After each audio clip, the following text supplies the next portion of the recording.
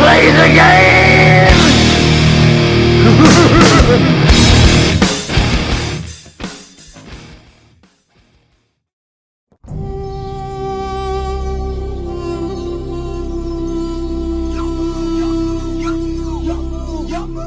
Yo, καριόλι, ήρθε η ώρα να λογαριαστούμε. Θα ήθελα να ξερατήσεις το πούτσο θα σκαρφιστείς πάλι για να κερδίσεις αυτά τα λευκά τρίδημα αρχίδια. Μπάσταρδο γαμό το χρήσι.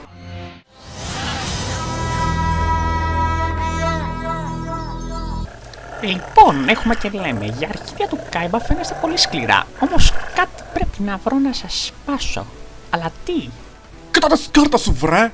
Έχω ένα 10, ένα βαλέ, μια ντάμα, ένα ρίγα κι όμως κάτι λείπει. Τι μου είχε πει αυτός ο κολόγερος να χρησιμοποιήσω? Κύπρος, ο Κάιμπα είναι πολύ δυνατός. Αν θες να το κερδίσεις, χρησιμοποίησε το να κατανίκει το εξώδιο.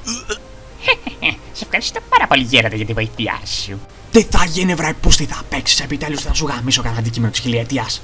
Χαλάρωσε, μικρούλη, για αρχή θα σου δείξω τις 4 κάρτες που κρατάω στο χέρι μου.